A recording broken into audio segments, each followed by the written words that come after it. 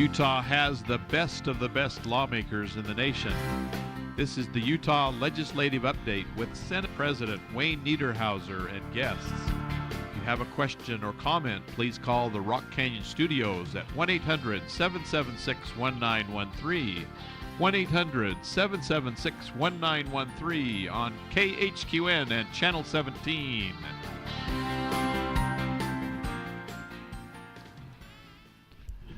Good morning on this rainy day. This is Senator Niederhauser with the Legislative Update.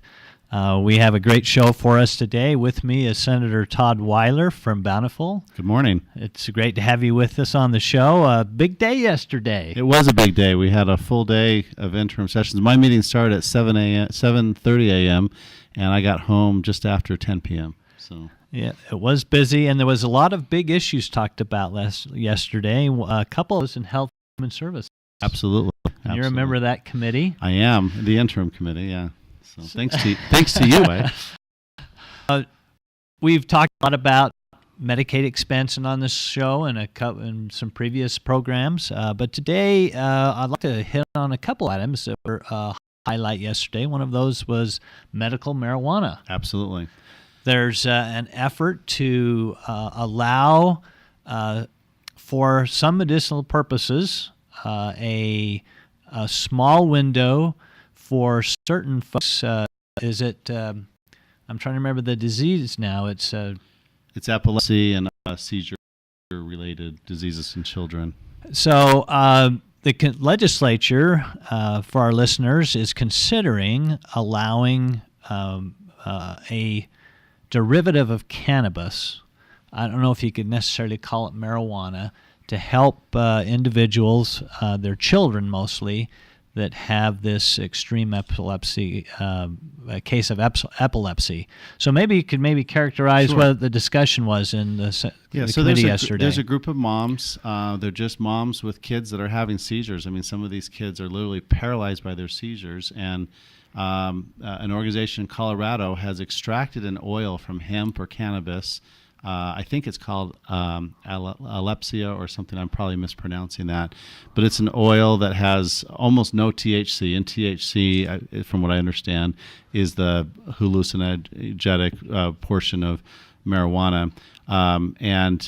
If it's given to these children with this medical condition that causes seizures, it severely and drastically reduces their seizures and is allowing some of these children to live normal lives where they weren't before. And so Representative Gage Frower out of Weber County is running a bill, and Alan Christensen yesterday made a very interesting statement in Health and Human Services. I saw that. He said that comment. when he first heard about it, he was adamantly opposed to the bill, but as he's learned more about it, he asked if he could be the Senate sponsor. And quite frankly, I'm the same way. I didn't ask to be the Senate sponsor, but I don't see why, based on what I've learned about this, I've met with the mothers, I've listened to several presentations, why we wouldn't want to help these children with this, this oil, this extract from this plant that can actually change people's lives. And that oil is taken, I think, like orally, correct? I think there's different ways to administer it. But one interesting aspect is if this oil actually would kill, if you smoked marijuana or ingested marijuana and took this oil, the oil would actually kind of dull the effect that the marijuana would otherwise have. So it actually kind of goes in the other direction, if you will. But the results upon these children are profound, and so it's absolutely compelling for us to consider this. Yeah. And today, they can't get that here in Utah. In fact, a number of people I'm reading are considering moving to Colorado, where they have legalized medical marijuana. And if you have about all marijuana, but I think it was argued that this was for medicinal purposes. But you can have 1 ounce, I believe, of Colorado. marijuana in Colorado, and not be prosecuted or arrested for a possession of drugs. Now, there's a federal law, though. There is. Federal regulation. This is a Schedule 1 narcotic, and I read that the feds are telling, or at least the past law says, that there is no medical purpose to this. And so there could be some federal preemption, but recently I think the Obama administration, the Department of Justice said, they came out and said they're going to turn their head the other way for Colorado and Washington and some of these other states that have legalized marijuana. I think that's true, although I will tell you, if this legislation is going to hit a major hiccup or bump, it's going to be the federal issue. And I was talking to some of our attorneys in the Office of Legislative Research and General Counsel that we have at the legislature, and they are very concerned that Utah cannot legalize this without violating federal law. So that is really the issue to watch, is what's going to happen, whether Utah will pull back and wait for the feds to do something more official than turn their head the other way. So one thing that I was wondering about when some folks come to my office and talked about this, and I thought it was compelling that we address it, is distribution. So was there some talk in committee yesterday how this would be distributed? Is it something you could just go buy anywhere, anybody, anytime, or is there going to be some controlled distribution? Yeah, and that we didn't have a lot of discussion about that, but one thing I do know that we did talk about, we're not going to allow people to grow marijuana plants and extract the oil themselves. So it's going to have to be something much more pharmaceutical than that. So, but I don't know about the distribution. We'd ship it in from Colorado. Probably. Any other items that would be of interest to our listeners regarding this in that discussion yesterday? Yeah, we actually heard testimony. So this was originally heard in the morning in the Health and Human Services interim. In the afternoon, in the Law Enforcement and Civil Justice Committee, Gage Forward came back with some other witnesses, and I'm also on that committee, and I chair that committee. We heard testimony from a BYU law professor, or BYU professor, who I think is a medical doctor, who really wants us to pass the legislation so he can conduct additional research on it. In fact, we had two doctors testify in that hearing, both in favor of using this extract to treat seizures. So listeners, if you'd like to weigh in on this issue, if you've had some experience with a family member or friend that has children with this condition, we invite you to call in at 1-800-776-1913. We're going to, as a legislature, have some discussions about Colorado's law coming up. I know that the Utah Highway Patrol is concerned about us going too far down this road with medical marijuana, and there's been some negative results in Colorado. Have you heard of any of those issues? I have not specifically, but I understand we're going to have a joint caucus with the House in December to talk about all marijuana issues, not just medical marijuana. So this, folks, as we come towards the legislative session, will be a big issue out there. I think there might be some groups that might come forward that are concerned about us legalizing marijuana on a broader sense. But this is a narrow legalization or access to a derivative of cannabis that will help young people with epilepsy. And we feel like this is something we need to look at. So we appreciate Senator Weiler and his discussion on this. Stay with us. We're going to talk a little bit about raising the age for smoking in Utah to 21. That was another issue. It was a fascinating discussion yesterday. So stay with us, folks, and we'll be back shortly after a break.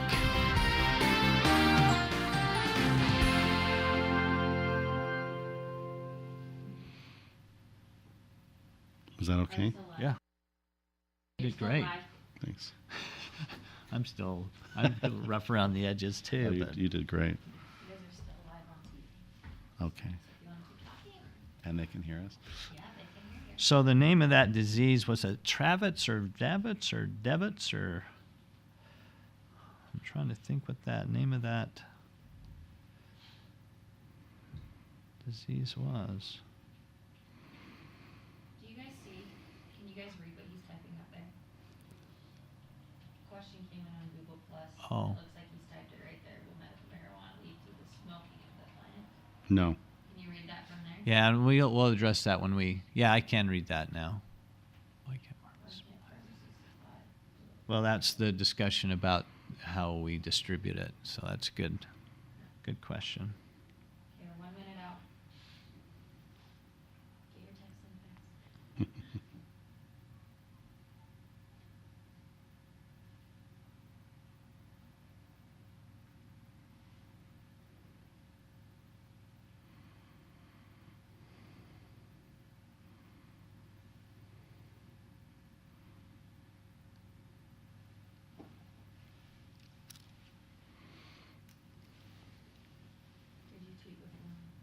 Dravet Dravet. syndrome. Okay. And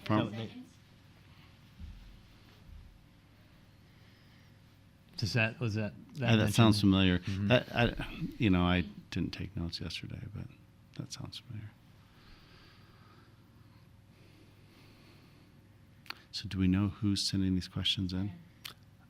Google Plus? No, don't know. Okay. 7, 6.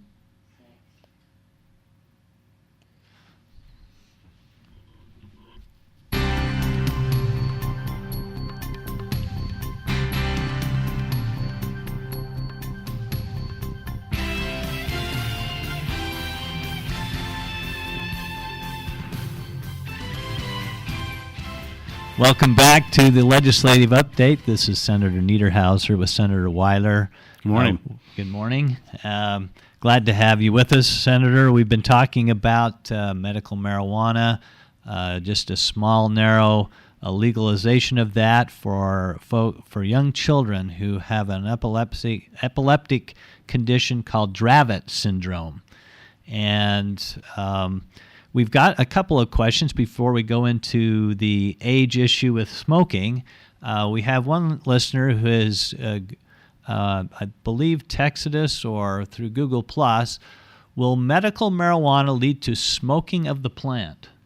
The answer in Utah, at least, is no. And I just wanted to emphasize, we're not even considering any legalization of marijuana. The only thing we're considering is this extract, this oil that can be extracted from cannabis or hemp, and that would not have anything to do with smoking. They were just, you can't smoke an oil. So, well, I guess you could, but that's not what we're talking about.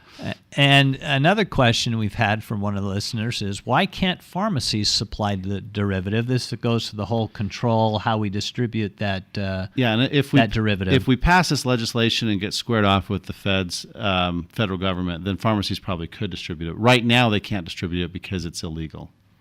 And so maybe what we could do is, at least what I'm in favor of, is having these folks be able to go to a doctor, get a prescription, and get that from I a would controlled way. Absolutely. Because we're not going to go down the road to legalizing marijuana. Not in my lifetime in Utah. And I don't think the legislature in any way is headed down that road. So I think our listeners who have that concern don't need to worry. But we do want to help this small population with a medical condition. And this is a very small population. Very small. It's very rare. We're talking probably less than 30 people in the state of Utah. So let's go to another discussion. This was a very interesting one. I've read a little bit about what happened in the Health and Human Services Interim Committee.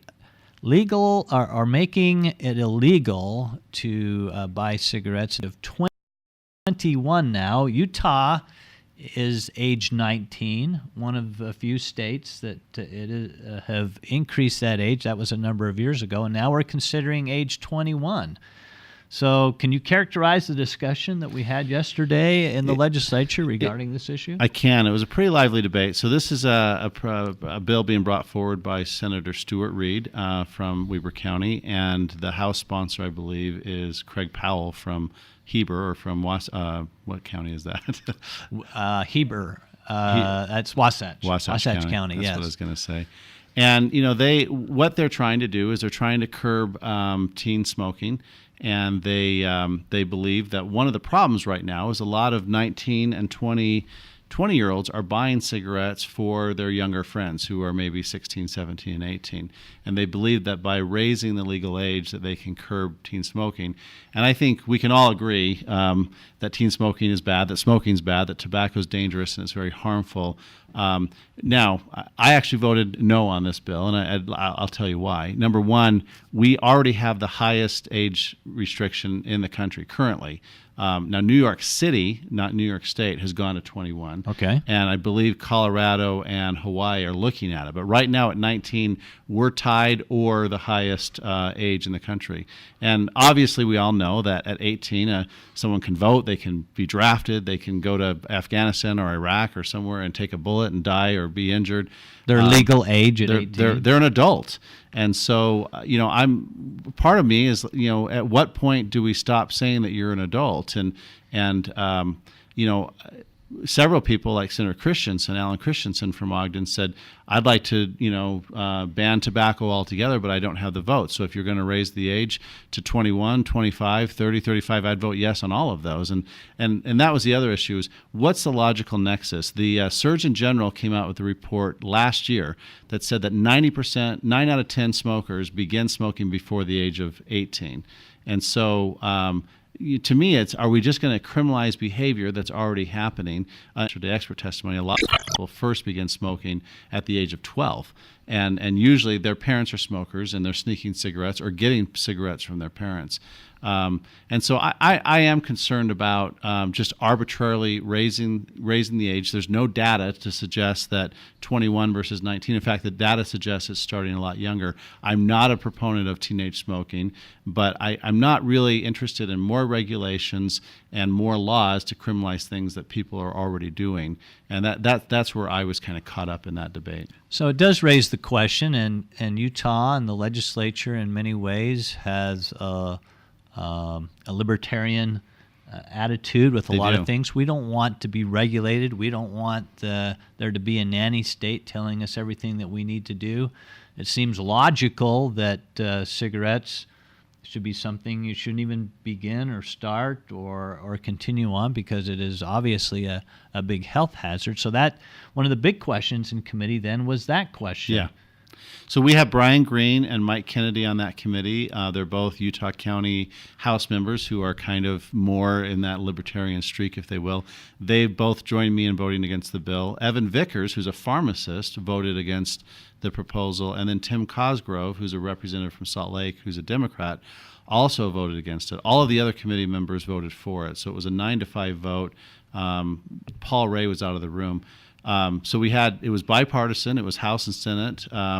Very interesting debate. And, if the bill passes, I'm not going to lose any sleep over 21. But I just had a hard time just justifying that in my mind. And President, one of the questions I asked yesterday of the presenters was, isn't it already illegal for a 19-year-old or a 20-year-old to buy cigarettes and give them to a minor? And the answer is yes. And so I said, so we're going to pass a second law to try to, make illegal what we already have a law that's illegal. And that's where I kind of got lost in the debate. So one law is making it illegal, so let's pass a second one and make it double illegal. And that's somehow going to change a lot of things. Yeah. So you mentioned that there wasn't really any substantive data on the argument that 21 is going to curb. I was reading somewhere in one of the articles in the Tribune, Salt Lake Tribune, or the Deseret News, that there was some advocates for this law that were presenting some data, but then I read later that there didn't seem to be a lot of substance. So I think this is the logic. Tobacco's bad. Tobacco's even worse for teenagers. So whatever you do to try to stop teenagers from starting to smoke is a good thing. And I actually buy into all of that. But again, the law's already 19, so we're already dealing. I guess a 19-year-old's a teenager for a year. I just didn't see a compelling reason to change what's already the highest state law in the country in terms of age to legally buy cigarettes. So, and one of those arguments that you've already mentioned from the advocates for this change was somehow if we'd raise that age to 2 years to 21, the less young people would be getting cigarettes, because it's usually a 19, 20-year-old that goes out and buys cigarettes and gives it to youth. That's the argument. There was no data, but I could see that happening.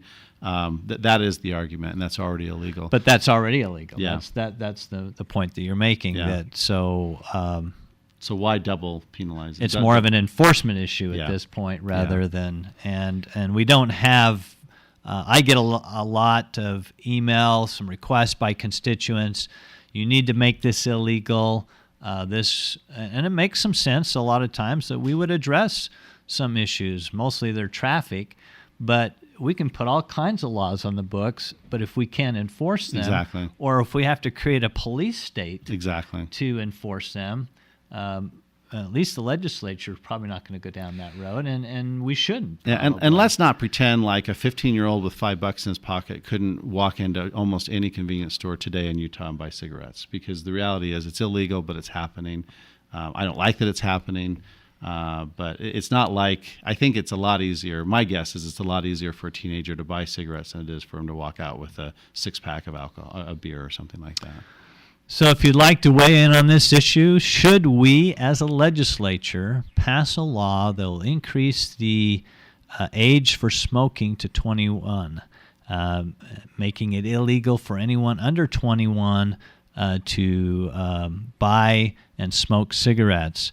One of the arguments also, Senator, was we already have the legal age of drinking at 21. Yeah, and I heard a lot of legislators, a lot of people saying this is no different, this is no different. I finally got frustrated and I spoke up and I said, to me, this is very different, because a 20-year-old kid can get drunk, get behind the wheel of a car after a party, drive home drunk, hit a family of 6 and kill them all.